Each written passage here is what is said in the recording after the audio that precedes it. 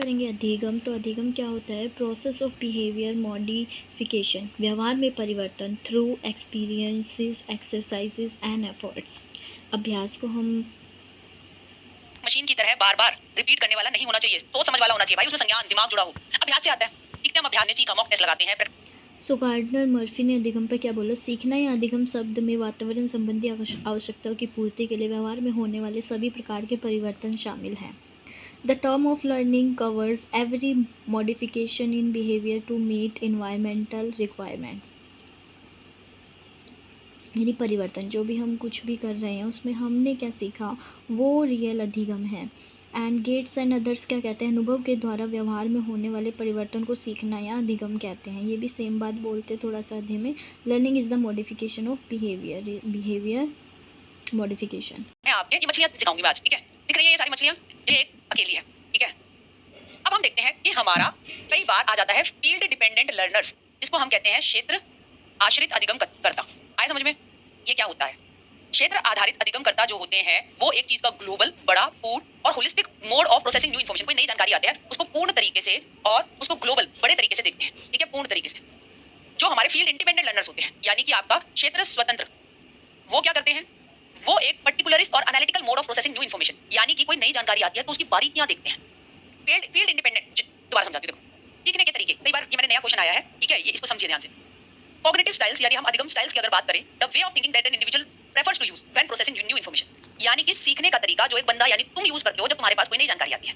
अगर तुम क्षेत्र आश्रित अधिगम करता हो तो तुम चीजों को पूरे तरीके से देखोगे, उसकी पूरी पिक्चर देखोगे। अगर तुम क्षेत्र स्वतंत्र, भाड़ में गया क्षेत्र, तुम एक चीज पकड़ ली, उसकी बारीकियां, डिटेलिंग देखते हो, माइन्यूट यानी बारीक डिटेल देखते हो, तो आ जाता है क्षेत्र स्वतंत्र अधिगम करता। ये चीज समझ में आई? ठीक, ठीक। अब ये वाले हैं हमारी, ये फील्ड इंडिपेंडेंट, उसकी यहाँ पे बातें लिखी है। क्षेत्र स्वतंत्र अधिगम करता एनालिटिकल, यानी चीजों को तोड़कर देखता है, उसकी विशिष्ट बातें देखता है। सेल्फ रिलायंट होता है, यानी कि भाई मैं तो काम पे लगा रहूंगा, मैं चीजों की बारीकी गहनता से सारी चीजें देखूंगा। इम्पर्सनल होता है ओरिएंटेशन में, उसको और बातों से कोई लेना देना नहीं है, मैं लगा हुआ हूं ना, मैं डिटेल में पढ़ रहा हूं बस। डिस्क्रीट थिंकिंग करता है, यानी छोटी छोटी तरीके से चीजों को तोड़कर चिंतन करता है। Prefer explanatory Meta instruction unit, ठीक है? चीजों को और गहनता से समझाना, उनकी डिटेल करना, ये इसको अच्छा लगता है।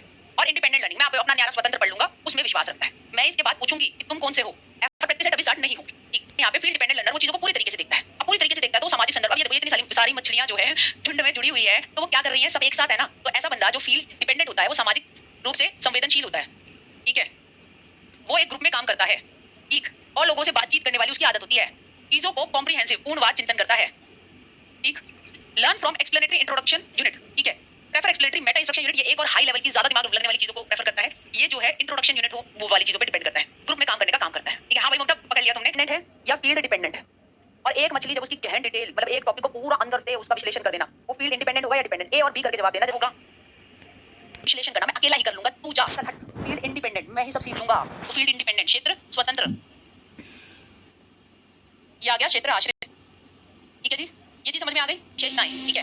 अधिगम जन्मजात बाय बर्थ इननेट नहीं होता, पैदा होते ही। ये तो अभिमन्यु है, पेट में ही चक्रव्यूह जो है तोड़ना सीख रहा है, नहीं, वातावरण से सीखते हैं। अधिगम जो है प्रोसेस ऑफ एक्वायरिंग है, अर्जन करते हैं। मैंने साइकिल चलाना सीख लिया, मैंने ससुराल में ब्याह के बाद जो है वो चूल्हे पे रोटियां बेलना सीख लिया, दैट इज सीखना, ठीक है? मैंने चूल्हे भी ज्यादा नहीं देखे थे, ठीक है? उससे पहले, ठीक?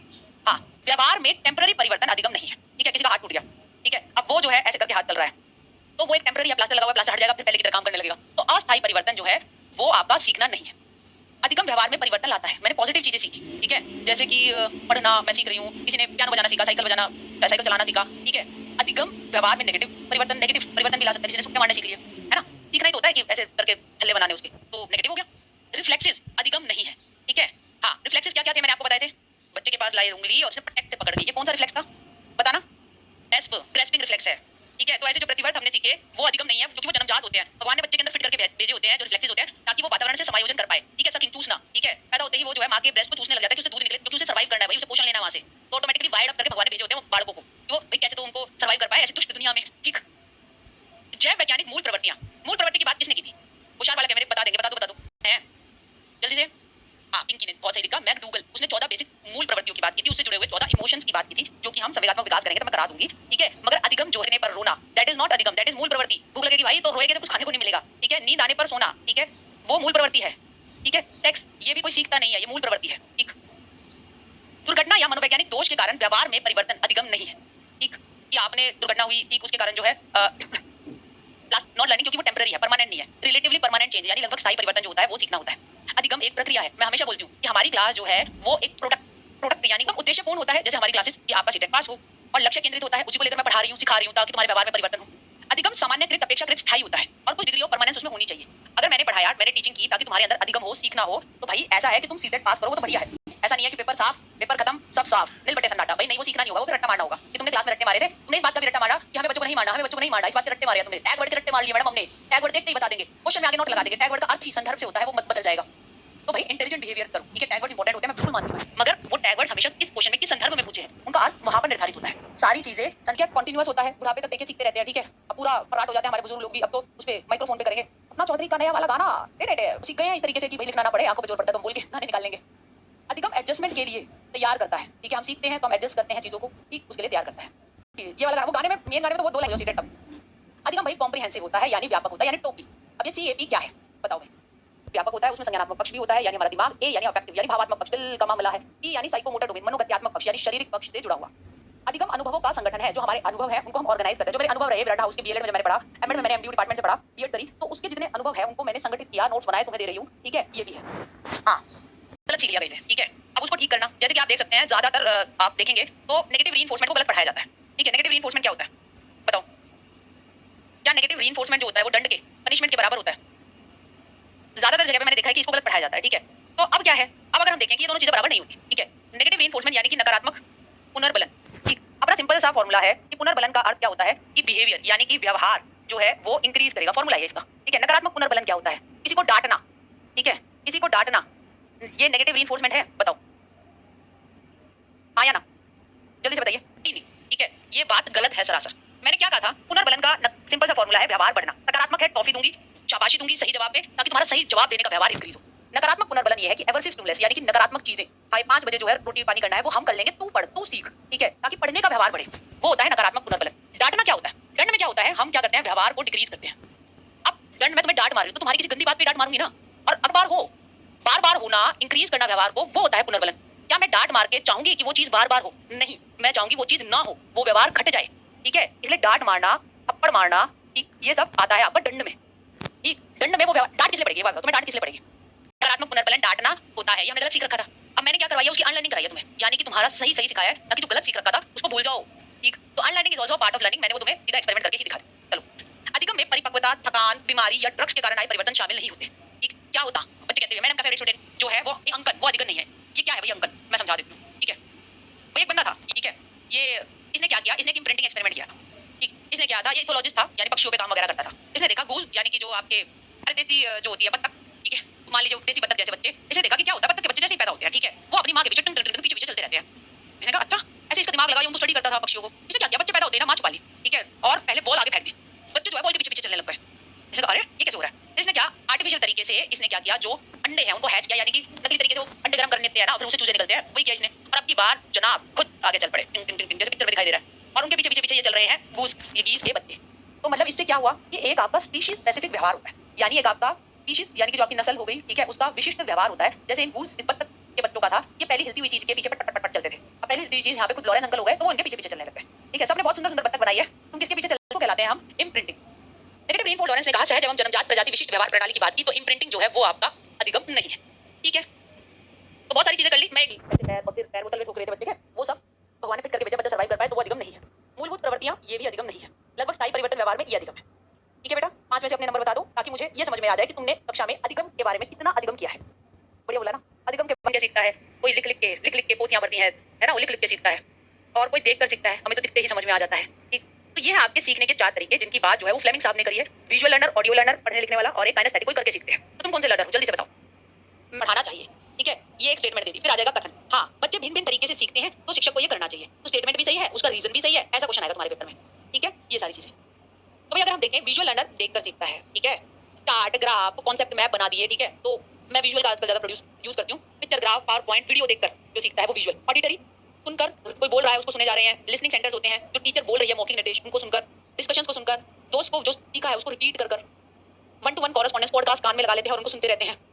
ओरल रिप्रेजेंटेशन, मौखिक चीजों को सुनकर। काइनेस्थेटिक करके सीखने वाला, बोलो तारा है ना। Learning by doing, incorporate body movement, शरीर की सारी मूवमेंट्स होती हैं। टैक्टाइल, छूकर ठीक है, छू कर सीखा मैंने ये कि हाथ जल जाएगा, तो डील करके हैंड्स ऑन रोल प्लेइंग करके, ठीक है। पढ़ने लिखने वाले बालक को तो भाई तुम जो है किताबों से, टेक्स्ट से, डिक्शनरी से नोट्स लेकर सीखते हो, ठीक है। तो ये है, तो इसको एक और देखकर जो माइंड मैप्स मैं बनाती हूँ, जैसे कि ये जो आप बना रखा है इसे देखकर ही तुम सीख जाओ, तो ये विजुअल में आ जाएगा, ठीक।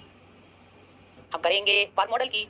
पहला पॉइंट ये है कि एक समय पर भाई बच्चों को बहुत सारे कॉन्सेप्ट मत दो, उसके दिमाग में मत पढ़ो, उसको समझ में नहीं आएंगे। अब मैं एक ही क्लास के अंदर तुम्हें सारी थ्योरी करा दूं, एकदम से नहीं आएगी भाई। पहले अगर आपने बेस बना रखा है, ठीक है, सब कुछ पढ़ा रखा है, उसके बाद आप रिवाइज करवा सकते हो एक क्लास में, एक मैराथन क्लास में सारा। मगर एकदम से एक ही दिन में सब कराने का सोचोगे ना, रायता फैल जाएगा।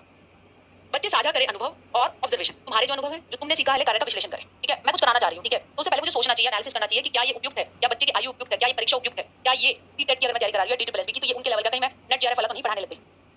एडिशनल गतिविधियां भी दीजिए जो बच्चा धीरे धीरे पूरा कर सके, जो कर लिया वो ठीक है, उसके अलावा जो गिफ्टेड लर्नर्स होते हैं उनके लिए एनरिचमेंट प्रोग्राम्स होते हैं, ठीक है। और बाकी भी जो बच्चे अगर नॉर्मल लेवल का कर लिया, एडवांस लेवल का करना चाहते हैं, तो वो वहां से कर सकते हैं। ट्रांसफर करा लेते हैं एक स्कूल से दूसरे स्कूल में, ठीक है। ट्रांसफर करा लेते हैं कि आप एक राज्य से दूसरे राज्य में जाकर रहने लग गए। ऐसे ट्रांसफर ऑफ लर्निंग की आज हम बात करेंगे, यानी कि हमारा अधिगम का स्थानांतरण, the carrying over of habits, जो हमारी आदतें हैं, जो हमारे कौशल है और जो ज्ञान है, अगर हम एक अधिगम एरिया से दूसरे में भेजते हैं तो वो कहलाता है अधिगम का स्थानांतरण।